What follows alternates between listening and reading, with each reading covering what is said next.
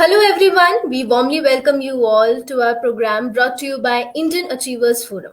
I'm your host Vatika Singh. Indian Achievers Award is an honor that celebrates the people who went extraordinary to effectuate their aspirations and ideas. In this series, we emphasize not only on the struggles and achievements of the people, but also on the social contributions they made to their native land, India. Before introducing you all to our one such achiever, let's take a look at the small AV.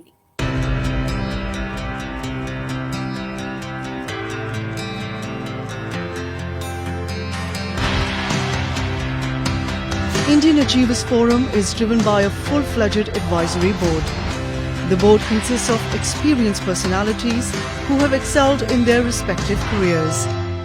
Together, the forum organizes conferences, events, workshops, exhibitions, trade shows and B2B initiatives in India as well as abroad. Where there is passion, there is achievement. And where there is achievement, there is Indian Achievers Forum.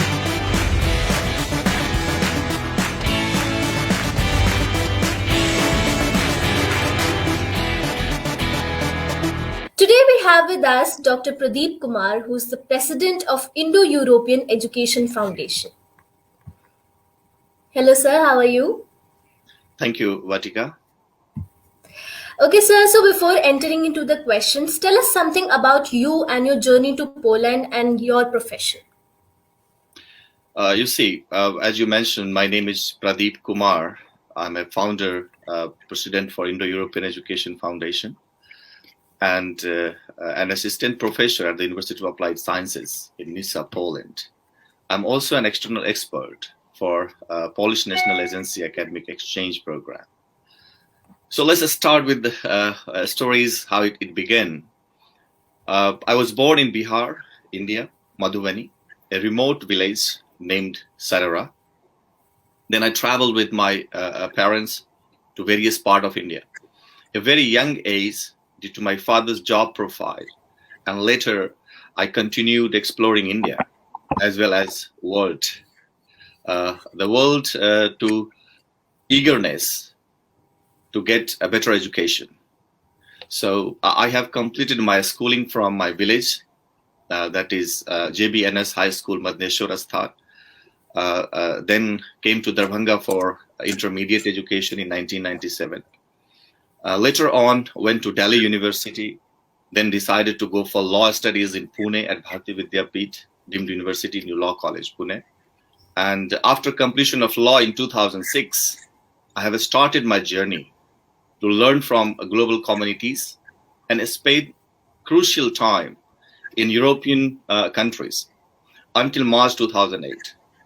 So that was the time when I learned a lot and decided to come back to India to serve my country and people. But in India, when you are a lawyer and very young, it is very difficult for you to practice. So again, I thought that I'm too young, becoming as an advocate to practice in Mumbai. And I decided to not practice law, but go further for higher education. So in 2008, I joined Institute of International Relations, University of Warsaw, Poland, and completed my master's degree in international relations in 2010. Later completed my executive MBA in 2012, PhD in economics in 2015. And between 2008 and 2021, I also participated in a number of international and external training programs in order to improve my knowledge, skills, and qualifications in the area of teaching, training, and research. My starving nature of learning and sharing knowledge lead me to participate in various research projects and develop teaching techniques to support businesses, needs of education, and industries. So I have also initiated a number of projects for quality enhancement, capacity building, and academic collaborations, which helps many private and public universities in Poland. Initiated a project to support universities in Poland, especially when demographic impact was hitting harshly to the academic institutions and the increased well qualified Indian students in Poland. You will be surprised by knowing that in 2014, total Indian students studying in Poland was just around 207.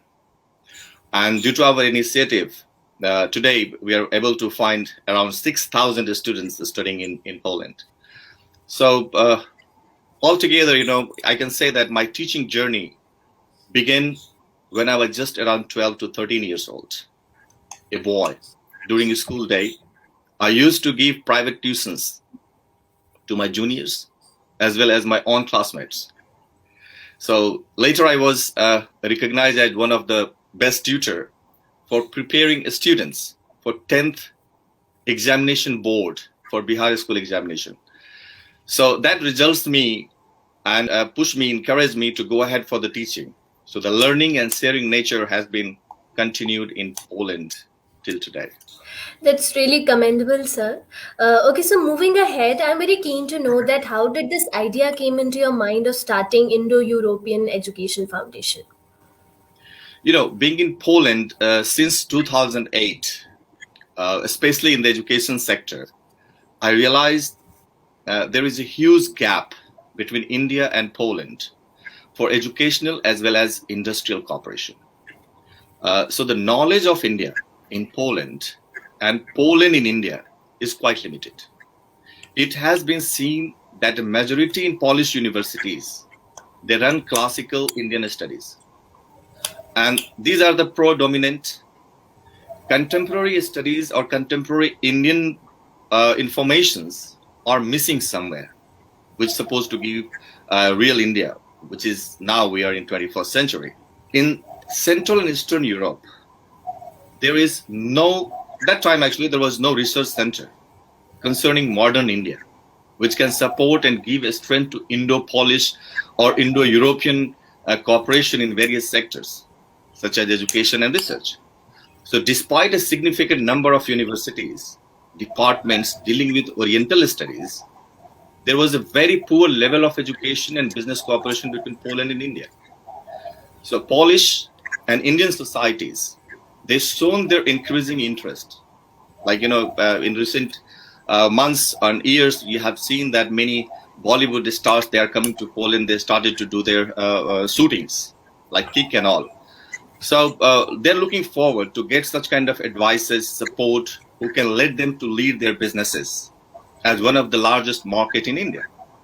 So there was a need, and I came with an idea to provide a real platform for such entities in order to establish a bridge between India, Poland, and EU for academic research cooperations and uplift political, cultural, and social economic relationships with broad objectives of developing, promoting, and supporting students, scholars, and industries from both the countries. So I was looking for a platform where anyone, without hesitation, can knock you to develop their business strategies either in India or in Poland. So that was the idea when we created this Indo-European Education Foundation as a platform for people. Yes, ma'am. That's really great, sir. As a matter of fact, we know that starting anything has never been easy for anyone. So, what all were the challenges that you had to go through initially during the commencement of the foundation to executing the projects in Poland and as well as in India? When you are a foreigner at the foreign land, without language and without knowing anybody, it is not so easy. So in general, it's not easy to organize things in a country where you don't know the language, especially when you are qualified lawyer from India and you cannot read or write a document. What for you are expert actually. So you cannot draft your legal documents, you cannot read out. But, it is so difficult. But then it is also important to trust your friends or increase your local friends or local partners. And if they're reliable, they can be very supportive and helpful. In my case, I'm lucky that I have so many friends in Poland, in Warsaw, in Nisa, in Ukraine, in Romania, other part of the world. And they're very much supportive. So every time, still when I have to submit some official reports or early reports, to the ministry or the court in Poland, it is challenging to complete documents in Polish language. But apart from that, since we established Indo-European Education Foundation in 2013, we are working with our academic partners at different locations in Poland, as well as different parts of the world. So we have our own branches in Poland itself. We are located in Warsaw, capital city of Poland. But we have also branch as Indo-European Education Foundation in Nysa at my university, University of Applied Sciences in Nysa. And last year, 2019, we have also established our branch in Ukraine, Indo-European Center, as our representation in Ukraine at Ternopil Ivan Pulai National Technical University. 2019, also we have initiated by calling then Deputy Chief Minister, Mr. Sushil Modi, to initiate action plan for Patna. And we are in the process to start our branch at Patna University. So that is the expansion, how we are moving on further. Today, we are cooperating with many universities in India. And these are like Patna University, Dharamsala National Law University, Jabalpur, India. You have MIT, World Peace University, Pune, Savitribai Phule Pune University, Pune. Then we have Chanakya National Law University, Patna, Nurul Law Islam University, Tamil Nadu, Maths Law School, Raipur. We have Bharati Vidyapeeth Deemed University, and so on. Many colleges, they are approaching us now. Many universities, they are approaching us now for establishing a cooperation with foundation, because they are looking further to go ahead for internationalization. So the area of academic cooperation, joint research, joint publication, conferences, students exchange, faculty exchange, short study visit to European Union, and for Polish universities, they are keen to establish such kind of cooperation with European partners. So we are playing a bridge between them, a platform which is letting them to start such kind of cooperation. And we are also helping Indian students to go ahead with exploring Indian exposures with European exposures being in Europe. Okay, sir, that's really great. Moving ahead, tell us something about the support you extend to India and Indian community in the field of education and research. Fantastic. As education is the most crucial and key player for the development of a nation, it constructs policies and support for short as well as long-term economic growth scenarios.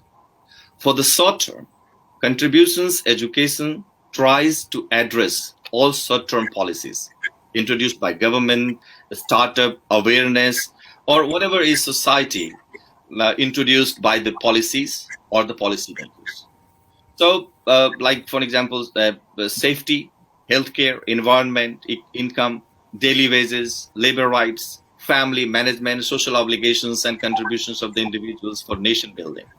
But in the long run, it is education which raise human capital, productivity, income standard, or employability and economic growth.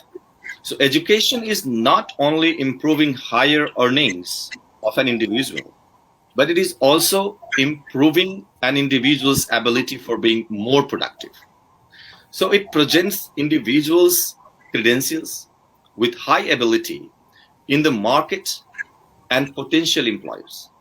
Such ability and productivity is a result of the schooling received by an individual based on gained knowledge, which differentiate them from others with low qualifications. So highly qualified employees are always in demand by employers and get better possibilities to find better job. It's measurable as demand and supply like any other commodity or services. By realizing the gap between academia and industry, we try to enhance and encourage students from India, academicians from India, to be the part of internationalization of higher education in Poland as well as in India. So we support universities, institutions, and organizations to develop partnerships based on individuals' memorandum of understanding. with specific areas. For example, academic cooperation, which combines exchange programs, joint research projects, international conferences, seminars, workshops, research publications, etc. Other area, we are also enhancing non-academic cooperation. Like, universities in India, they are not aware what is the profit or benefit for students studying at their universities when they start collaboration or cooperation with European universities. I will explain you later on. So they are not aware about it. So we conduct kind of workshops for them, assisting them for the collaborations, organizing our visits from European partners. So they are letting them to understand what is Erasmus Plus mobility program, how European Union can help them out, how European fundings are going for non-EU countries, and India is one of them. So how to get benefit from such things. And students, though they are coming from very rural areas, poor families, poor economic background, how they can get benefit out of these kind of collaborations. So we help in that sector also. And the last one, we also combine the corporate or what we call industrial cooperation. So in that cooperation, we enhance programs where students can be supported by industries. So like industries can give them sponsorships, they can cover their cost for travel, or they can be worthful for their research and development program in Europe as well as in India. So these are the segments what we are applying, and we are trying to reach to the society to give as maximum benefit we can give. So that are the areas. That's really appreciable, sir. Moving ahead, since we know that we all have certain future plans, so what are your future plans with respect to your foundation? Try to reach all the needy, those seeking education from layer of the society, to assist them in my capacity to take proper knowledge and education from Poland, Ukraine, Germany, Romania, or any other European countries where I'm reachable. So all the partners, those they are associated with us, they are willing to assist our Indian students. Imagine a program like Erasmus Plus, which is supported by European Union, is one of the unique program where students are getting benefits for scholarships as well as mobilities based on EU fundings. So for example, if a student X from India, they are admitted to the Indian university and they are willing to come for a short travel to Poland, that is separate program. They can come here for 1 month, 2 months, and they can get back. But any student, though they are not able to get admitted at Indian universities because of lack of merit list or whatever is the reason, or finance, they are eligible to get admission in Poland or European countries because tuition fees are very low. So imagine if they're going to get admitted here in Poland, for an example, for 3 years program, bachelor. So they pay once tuition fee, and around tuition fees are like 2,000 euro, 3,000 euro, not more than that. So once when you pay for tuition fee for a year, you come to Poland, and being in Poland, in 3rd semester, you can take mobility to any European countries where we have partners. So like you can go to Germany, France, Italy, Spain, or any other countries. And you can spend entire 6 months financed by the European Union. So you receive money from your base university from Poland, and you go to Spain or other part of the world. And then you are expending entire 6 months. You are coming back to the host university again. So completing 3rd semester out of your host university, home university, sorry, and then you are coming back to the home university again. 4th semester you are at the home university. 5th semester again you can take mobility to other European country, and then 6th semester you are back to your home university. So in 3 years program, a student who is joining for European universities, they can get exposure for 3 minimum countries. And by getting 3 minimum countries, they can also getting exposure from different faculties, different experts. They're getting more integrated with different culture from Europe. So that are the benefits, what we are going to assist them. And these are the plans, because this kind of model, even India is supposed to execute for education plan. So I think most Indian students can get benefit from middle or lower income families by selecting Poland or Europe for higher education. So we are on the way to establish our working center at Patna University, as I mentioned earlier, in order to start providing support to the students from a region and other part of the country, and slowly extend our branches to Delhi, Indore, Pune, Bangalore, and we are identifying more places where we can reach now in coming months once we are getting over of this pandemic. Yes. And we wish you all the luck for all your future endeavors, sir. Thank you so much. Moving ahead, you must be knowing about the Atmanirbhar Bharat Abhiyan prevailing in India at the moment. So, what are your views on the campaign, and how much do you conquer with it? You see, I believe that education increases capabilities of an individual's asset and transforms them into well-being and well-doing ability, which also helps to improve individuals' capacities and their contributions to the nation as well as communities. So I think India should not be self-dependent until each and every citizen of India take accountability with their responsibility. India, as one of the most illiterate countries in the world, until we are not changing it into the most literate country in the world, despite the largest size of the education sector, what we have in India, watch out, the gross enrollment ratio for higher education in India for the year 2018-2019 has reached to 26.3%. This is an increase over the previous year and in the line of the increased trend over the year. In 2014-15, it was 24.3%. For international comparability, GER has also been calculated, taking the 18 to 23 years population, and it came out like 30.6% at all Indian level. So the aim is to increase GER in higher education, including vocational education, to 50% by 2035.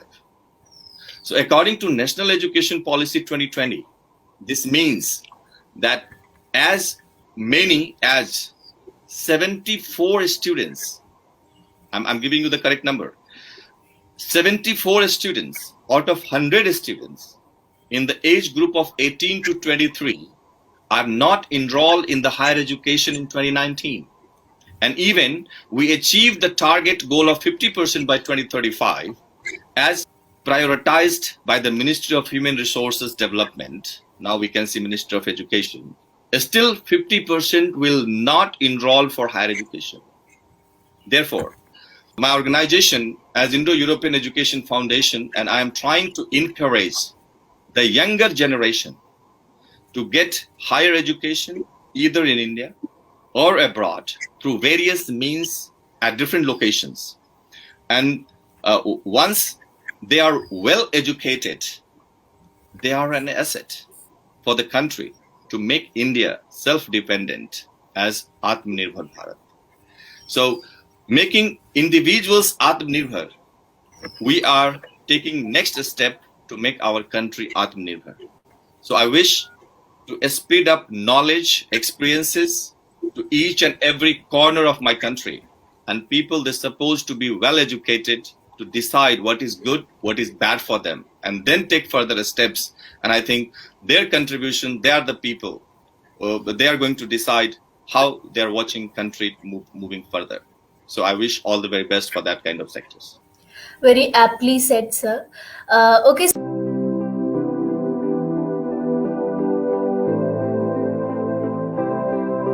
So first of all, congratulations on winning the Indian Achievers Award. I really want to know that what was the feeling when you were informed that you have won the Indian Achievers Award, and who all were the constant supporters in this journey of yours?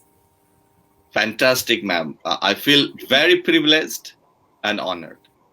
I extend my sincere thanks to the Indian Achievers Forum and entire team members for selecting me for this award. I believe that, award is nothing special, but a recognition of your hard and honest work.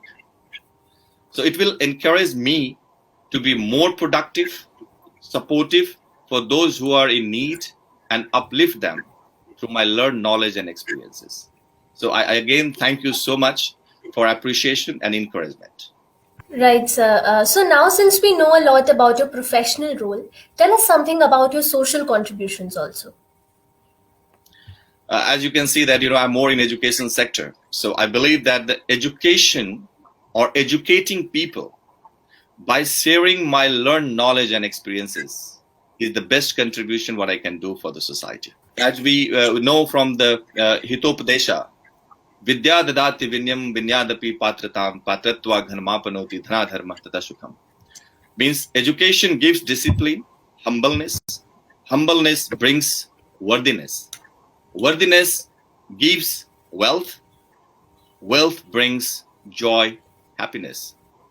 So education is an essential element for the development of an individual as well as for a society. So it is the only means of being wealthy and living a joyful life, which is well understood and applicable for today's developing countries. If you need to have a better life, you should get better education. Right, sir. So before concluding this session, you know that Indian Achievers Forum is followed not only by mainstream organizations, but also those young minds who aspire to be like our achievers someday. So what is that one message you'd like to give them? Fantastic. I would like to quote you here one very fantastic quotation given by Conchung in 7th century BC. If your plan is for 1 year, plant rice. If your plan is for 1 year, plant rice. If your plan is for 10 years, plant trees. If your plan is for 100 years, educate children. Therefore, I suggest getting proper education, select your interests and priorities, and identify your dreams. By identifying your dreams and goals, you should start working to realize those dreams and goals in your life by putting your honest and hard work with your limited resources. Because most of us, we are living in this world with limited resources. So you should know how to fulfill your unlimited desires and trust goals, where you want to achieve, where you want to reach, what you want to achieve in your life, to fulfill with these limited resources. So if you know how to fulfill your unlimited desires with limited resources, you are successful. So no shortcuts, work hard with honesty, success will come to you.